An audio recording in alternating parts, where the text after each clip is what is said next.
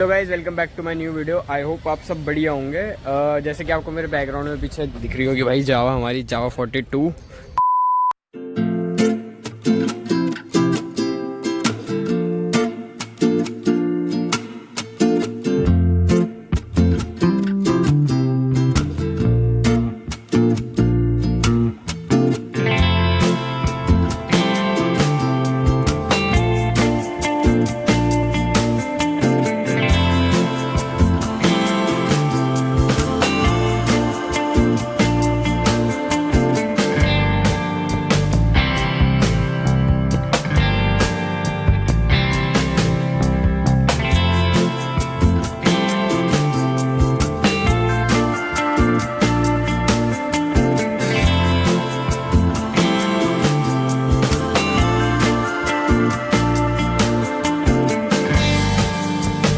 Ownership review दूंगा मैं इसका थोड़ा बहुत, मतलब ज़्यादा तो नहीं चलाई है। खैर मैंने इतना लॉन्ग टर्म वाला रिव्यू तो नहीं दे पाऊंगा। शॉर्ट टर्म वाला जो बस जस्ट लेने के बाद क्या रिएक्शन है मेरे, उन सब चीज़ों के बारे में मैं आपको बताता हूँ। पहले मैं आपको इसके किलोमीटर की रीडिंग दिखाता हूँ। देखो ये हमारी भाई मैंने चला दी इसको 590.5 किलोमीटर, मतलब 591 राउंड ऑफ करके आप 600 ही मान लो इसको। 600 किलोमीटर मैंने इसको भाई चला चुका है। तो ये ज़्यादा वैसे मैंने चलाई नहीं, हाईवे पे भी चलाई है और मिक्स है। सिटी वाला ज़्यादा है, हाईवे का थोड़ा सा कम है। तो पहले तो मैं आपको भाई ये चीज़ बताता हूँ कि मैंने ये ही क्यों ली। तो भाई थोड़ा सा इग्नोर करना, बीच बीच में शोर आएगा। वैसे मैंने बहुत कोशिश करी कि मैं खाली जगह ढूंढूं पर मिल ही नहीं रही। हाँ तो इस बात पे आते हैं कि मैंने यही क्यों ली, क्योंकि इसकी प्राइस रेंज में भाई आती है सबसे ज़्यादा फेमस, जो आपको पता ही है, रॉयल इनफील्ड हमारी। तो उसके अंदर भी काफ़ी मॉडल आते हैं। स्टैंडर्ड आती है, इलेक्ट्रा आती है, क्लासिक आती है, और अभी मेन जो आ रही है रॉयल इनफील्ड की हंटर मेन, जो कि थोड़ी क्लासिक लुक में आती है, फंकी टाइप में। तो भाई मैंने यही क्यों ली। देखो पहली बात तो भाई इसका जो प्राइस है थोड़ा सा महंगा है हमारी उससे। जैसे हंटर हो गई 2,17,000 20,000 ऑन रोड पड़ जाती है हमें हंटर, और इसका जो प्राइस पड़ा है मुझे वो पड़ा हमारा भाई 2,32,000 का। तो लगभग 10-12 हज़ार का अंतर है हमारा ऑन रोड प्राइस में। तो उसमें मेरे को क्या एक्स्ट्रा मिल रहा था इसमें कि मैं इसकी तरफ गया, तो वो मैं आपको बताता हूँ। पहली बात भाई आपको ये दिख रहा है इंजन, ये नंबर में तो आपको डिस्प्लेसमेंट में तो थोड़ा छोटा मिलेगा हंटर से।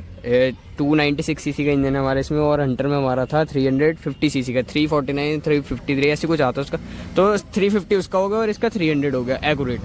तो इसमें जो पावर स्पेक्स है भाई वो थोड़ी ज़्यादा है हंटर से, जो कि मेरे को चाहिए भी था भाई, क्योंकि अब मतलब मैंने हंटर भी चलाई है, मेरे दोस्त पे ही है, तो इतनी बढ़िया लगी थी। वैसे मेरे पे पहले 100 सीसी की बाइक थे, तो भाई पावरफुल तो लगी रही थी वो मेरे को। और एक 160 सीसी में हमारी अपाचे आ जाती है, तो वो भी मैंने चलाई है। तो उससे हमने एक रेस करी थी ऐसी नॉर्मल, तो भाई वो हार गई थी। तो अब मेरे को था भाई यार पावर भी है, उसकी फील भी होती थी। वो 20 NM का टॉर्क आता है और 28 NM का टॉर्क आता है, 20 bhp आती है उसमें। इसमें हमारी जो पावर आती है वो आती है हमारी 27.6 bhp है, और 27 NM का ही टॉर्क मिल जाता है हमारा, जो है नया वाला वेरिएंट है। इसमें पुरानी वाली भी आती थी, पर जस्ट नाउ जावा ने हमारी ड्यूल टोन में मॉडल लॉन्च करा था इसका फेसलिफ्ट वाला, तो मैंने वो वाला पिकअप कराया। और तो ये मेरा एक मेन मोटिव था, इंजन की पावर का स्पेक्स जो है हमारे वो थोड़े से ज़्यादा मिल जाते हैं। मैं जावा में 10-12 हज़ार में, तो मैंने कहा लॉन्ग टर्म के लिए रखनी होती है भाई कम से कम 8-10 साल तो चलाएंगे बाइक को। तो इनका भाई कुछ बिगड़ेगा भी नहीं, क्योंकि बड़े इंजन होते हैं तो भाई काफ़ी लॉन्ग टाइम के लिए अच्छे रहते हैं वाले इंजन हमारे। तो एक मेन कारण ये हो गया मेरा। अब बात करते हैं भाई इसमें मुझे क्या क्या मॉडिफाई कराया, पहले उसी की बात कर लेते हैं। तो चलो इसमें भाई मेरे को मेन चीज़ की जो कमी लग रही थी वो थी हमारी भाई हेडलाइट। इसमें हमारी हेलोजन हेडलाइट आती है, जो कि भाई रेट्रो फील भी देती है। वैसे तो इसके नए वाले जो बॉवर वॉवर आ रही है उन सब में हमारी मिल जाती है, हमें LED मिल जाती है, पर भाई उनका जो थ्रो होता है काफ़ी बकवास। मतलब भाई 25 वाट की या 22 वाट की लाइट आती है उसमें, LED क्या ही है भाई वो लाइट, आपको पता ही है, कुछ भी थ्रो नहीं होता उनका। तो भाई मैंने सबसे पहली मॉडिफिकेशन जो करानी थी इसकी हेडलाइट की है। मैं आपको पहले इसका खाली DRL दिखा देता हूँ, बाकी मैं थ्रो आपको रात में ऐड करके दिखाई दूंगा कैसा थ्रो है इसका। तो ये कुछ हमारी बैट वाली लाइट है भाई। इसकी जो प्रोजेक्शन है ना, अगर आप इसको मैं आपको वॉल पे दिखाऊंगा तो ये बैट सा बनाती है, कुछ ऐसे विंग्स आते हैं इधर को, और बीच में जैसे चमगादड़ होता है नॉर्मल वही। तो ये हमारी 150 वाट की लाइट है भाई। इसका थ्रो भाई काफ़ी बढ़िया है, बहुत ज़्यादा।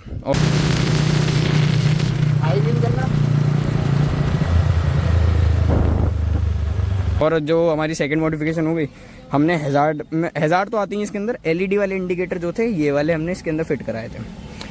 और भाई इसकी और नेक्स्ट पे आते तो हमें मिल जाता है भाई, यहाँ पे हमने लगवाई थी इसमें फॉग लाइट।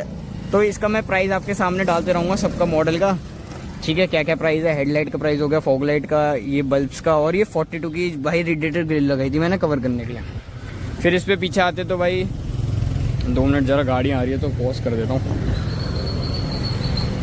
सो गाइस यहाँ सब चले गए हैं। और भाई इसमें जो एक मेन जो हमारी मॉडिफिकेशन है भाई बैक रेस्ट, ये जो बैक रेस्ट है ना भाई, इस पावर जो है हमारी इंजन जो प्रोड्यूस करता है, इस पावर के लिए तो भाई हमें मस्ट है, ये तो लगवाना ही पड़ेगा, इसके बिना कोई काम ही नहीं है भाई। मतलब जैसे हम इसमें थ्रॉटल देते थे ना भाई, एकदम पुश बैक। और भाई इसका जो ये रिस्पॉन्स रहा है अभी तक तो भाई काफ़ी बढ़िया रहा है, इसकी वजह से बहुत सपोर्ट मिल जाता है। अब हम जैसे बैठते हैं ना तो काफ़ी ज़्यादा सपोर्ट मिलता है हमारी बैक को, तो अब ऐसा फील आता है कि हाँ भाई अब सही से बैठे हम, अब नहीं गिरेंगे पीछे बिल्कुल भी। और सेकंड मॉडिफिकेशन पे आया तो इसकी सीट हो गई। ये सीट अब हमने मतलब जस्ट ऐसी टेस्ट करने के लिए लगाई थी कि देख लेते हैं कैसा कंफर्ट मिल रहा है, कैसा सब कुछ है हमारा। तो हमने लगाई, इसके टेस्ट करा, हमने बैठे, हमने कहा भाई बढ़िया सपोर्ट है, इसका थाई सपोर्ट भी काफ़ी अच्छा था। और ये जो हमारी ये जो पीछे से अप हो रखी है ना, तो इसकी वजह से हमारा जो हिप को सपोर्ट है वो काफ़ी अच्छा मिल जाता है। तो एक तरह से हम बिल्कुल क्रूज़र वाली उसमें बैठते हैं, पैर एकदम वैसे, थोड़े से इसके जो बस फुटरेस्ट की ये पोजीशन है ना, ये थोड़ी स्पोर्ट्स टाइप में। तो आप ऊपर से तो एकदम नॉर्मल क्रूज़र टाइप बैठोगे मस्त लेट के, और नीचे जो पैर है वो हमारे थोड़े से बैकवर्ड पोजीशन में रहते हैं, जिससे वो स्पोर्ट्स बाइक वाली फील आती है। तो कटिंग वटिंग में काफ़ी मज़ा आता है इससे। और भाई हम एक मेन मॉडिफिकेशन पे आए जिससे इसमें 4 चांद लगे हैं, हर कोई इसको मुड़ मुड़ के देखता है, वो है भाई इसका साइलेंसर। मैंने इसमें वेनम वाला वो लगवाया है गियर, उस पर है भाई 2 मिनट।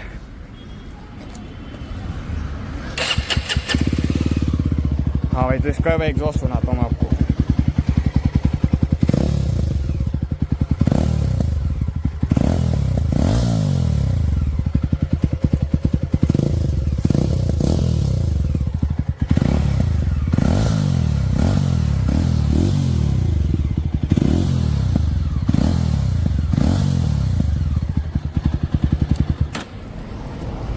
तो भाई आपने सुना है ऐसी कुछ आवाज़ आती है इसमें भाई, क्रैकलिंग भी बहुत बढ़िया है। मैं आपको एक चीज़ बताऊं तो जैसे हमारा शॉक एग्जॉस्ट जो था ना, उसमें भी भाई इसकी जो जावा ने जो इस बारी काम करा, पता नहीं क्या करा है, मेरे को पुरानी वाली का तो पता नहीं, पर जो नई वाली है भाई, एक्सीलेटर छोड़ते फर्स्ट सेकंड गियर पर अगर हीटअप हो रखा होता है इंजन, भाई इतनी बढ़िया क्रैकलिंग करती थी ना, ये मतलब मज़ा आ जाता था। जैसे एक्सीलेटर छोड़ो, हेलमेट में तो पट पट पट ऐसे मतलब बहुत ज़्यादा। और जब साइलेंसर लगा के लाए तो उस दिन तो भाई हमारे कानों में दर्द हो गया। अब तो खैर यूज्ड हो गए हम इसके साथ, तो हमें इंजन की भी आवाज़ हो गई और जो साइलेंसर की आवाज़ है उस पर भी। जैसे हम 100 सीसी से हमने अपग्रेड करा था इसके ऊपर, तो भाई मतलब ऐसा लगता था बहुत ही ज़्यादा आवाज़ कर रही है। पर और हीट तो भाई इसका मेन है, ये जो रेडिएटर है हमारा, ये भाई बहुत काम का है, इसकी वजह से इसकी हीट काफ़ी मैनेज हो जाती है, क्योंकि ये बहुत ज़्यादा ही हीट करता है ये वाला इंजन जो है।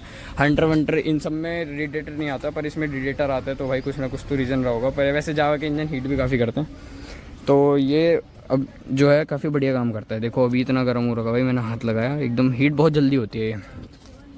और भाई और एक ये जो भाई ये मेन मॉडिफिकेशन है मेरी, ये जो है हमारा मोबाइल होल्डर आ जाता है, सिंटेक का लगाया था मैंने। इसमें एक और कंपनी का आ रहा था पोट्रॉनिक्स का, तो पोट्रॉनिक्स का मैंने लिया नहीं, वो थोड़ा 1150 का था कुछ, ये 750 का था, तो मैंने ये वाला ले लिया। मैंने कहा इतना यूज़ होना भी नहीं है, और भाई वाइब्रेशन भी ज़्यादा आती है, तो वाइब्रेशन से एक इफेक्ट पड़ता है हमारे कैमरा पे। जो वाइब्रेशन होती है ना हमारे बाइक के कैमरा को थोड़ी सी ख़राब कर देती है, तो उसकी वजह से मैंने सिंटेक का ही लगा लिया नॉर्मल। और भाई एक मैं आपको रियल लाइफ का इसकी एक वो बताऊं प्रॉब्लम, तो ये जो मेरा मिरर था ना साइड वाला, ये थोड़ा सा लूज़ हो गया था, तो मैंने इसकी टूल किट निकाली। ठीक है, टूल किट में मैंने देखा भाई इसकी ये वाली जो नंबर की है वो चाबी ही नहीं है, तो ये बड़ी प्रॉब्लम थी, तो मैंने सोचा आपको ये भी बता दूं।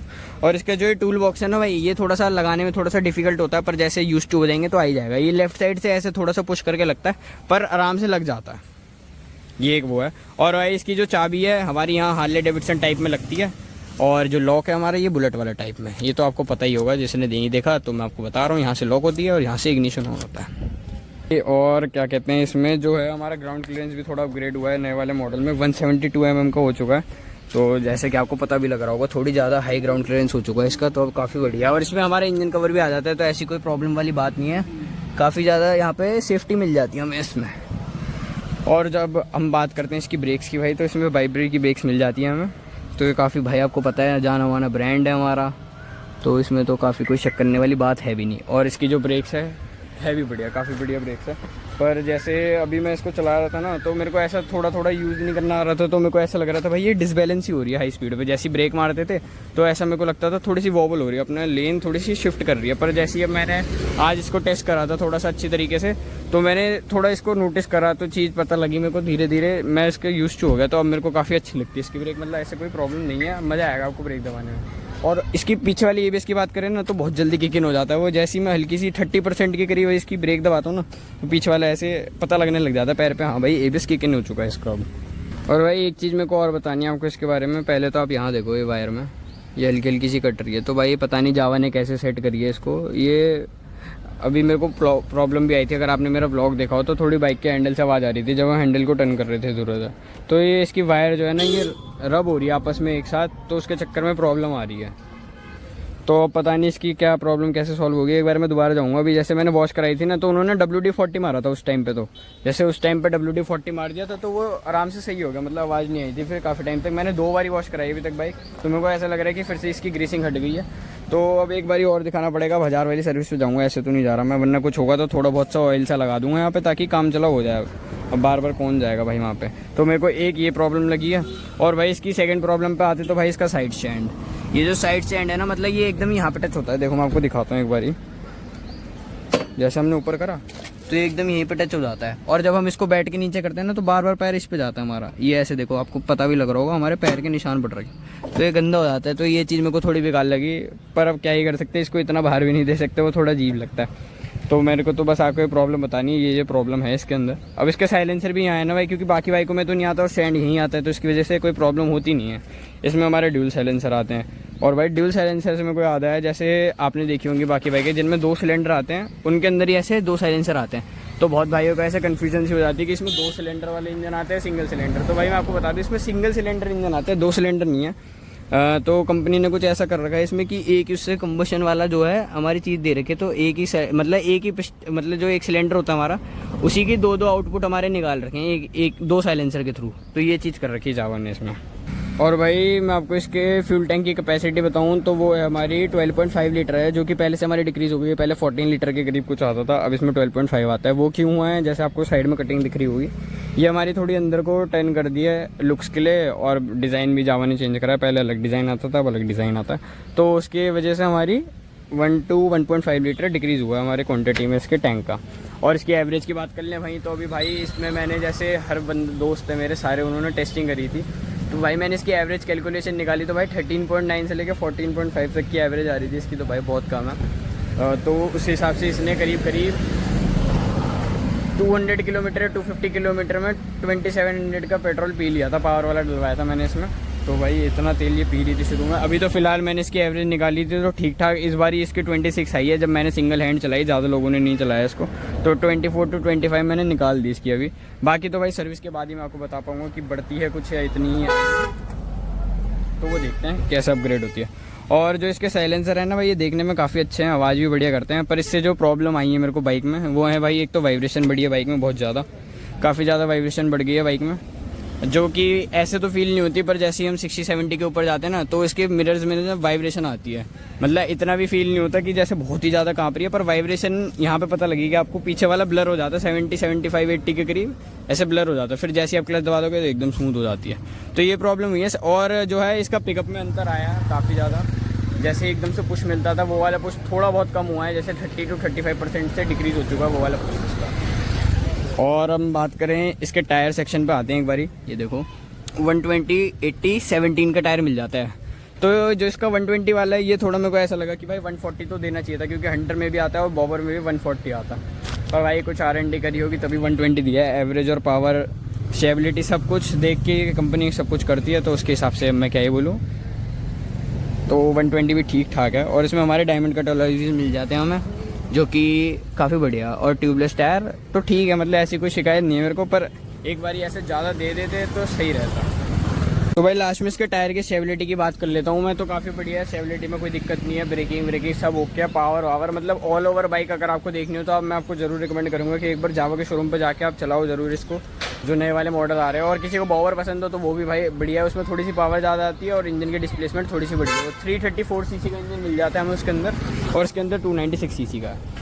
तो मतलब आपको ज़रूर भाई जाके देखना चाहिए। अगर आपको कोई डिफरेंट प्रोडक्ट चाहिए आर से हटके, तो आप इसके ऊपर जा सकते हो। अगर आप इसकी लुक देखो तो भाई काफ़ी बढ़िया आ जाती है, काफ़ी बढ़िया लगती है मेरे को, तो इसलिए मैंने ये पिकअप करी। अब मैं आपको एक चीज़ और दिखा देता हूँ इसकी, जो इसके ये हमारे यहाँ पे जो मिल जाते हैं कंसोल्स, इसमें ऐसा ज़्यादा कुछ है नहीं भाई खास, मैं आपको दिखा देता हूँ।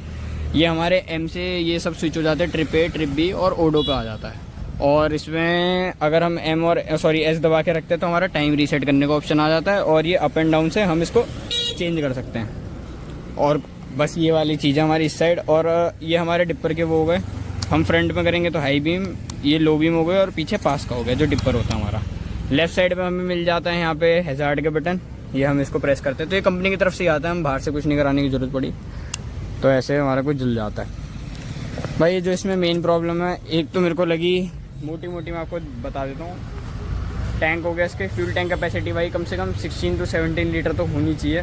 इसकी जो रेंज है भाई 250 किलोमीटर ही चल पाती है फुल टैंक में, अगर अभी जो इसकी करंट एवरेज आ रही है उसके हिसाब से। और जो इसकी दूसरी, चलो मैं आपको एक चीज़ और दिखाता हूँ। इसमें जो हॉर्न है ना भाई, पहले मेरे को लगता था ड्यूल हॉर्न आते हैं, पर इसके अंदर भाई ये खाली सिंगल हॉर्न है। मैं आपको दिखाता हूँ एक बारी, तो मतलब है तो भाई काफ़ी तेज़, ऐसी कोई शिकायत नहीं है मेरे को। सब लोग पहले पूछने बैठने के बाद मेरे से यही पूछ रहे थे भाई बाहर से लगवा, और मैंने कहा नहीं भाई कंपनी का ये स्टॉक है, मतलब काफ़ी बढ़िया आवाज़ है, ऐसे कोई दिक्कत वाली बात नहीं है। तो भाई हाँ, यही था कुछ इसका रिव्यू जावा 42 का हमारी। तो मैं आपको भाई यही रिकमेंड करूँगा, एक बार इसकी टेस्ट राइड ज़रूर लो, और भाई मेरे कहने पे लेके देखना ज़रूर। आपको अगर आ रही, फिर भी अगर कहीं पसंद आ रही है तो भाई फिर वो आपकी अंदर की चॉइस है कि आपको भाई रॉयल इनफील्ड थोड़ा फ़ैन होते हैं लोग, वो तो मेरे को पता ही है। मैं ऐसे एज यूजुअल फ़ैन नहीं था, तो मैंने ये पिकअप करी, तो इसके लिए मेरे को ये पसंद है थोड़ी बहुत। और अगली बाइक अगर भाई मैं लूँगा तो फिर भी वो जावा की होगी, क्योंकि मेरे को ऐसा कोई शिकायत नहीं है। बाकी लॉन्ग टर्म रिव्यू आ ही जाएगा बाद में, वो आपको पता ही लग जाएगा, तो उसमें धीरे धीरे मैं आपको बताता रहूँगा। अभी तो पहले इसकी फर्स्ट सर्विस का ब्लॉग आएगा, तो वो आप ज़रूर देखना। और भाई मिलते हैं ऐसी नेक्स्ट वीडियो में। अगर आपको वीडियो अच्छी लगे तो वीडियो को लाइक करना, चैनल को सब्सक्राइब करना। मैं आपसे मिलता है ऐसी नेक्स्ट वीडियो में। टिल देन के लिए बाय बाय।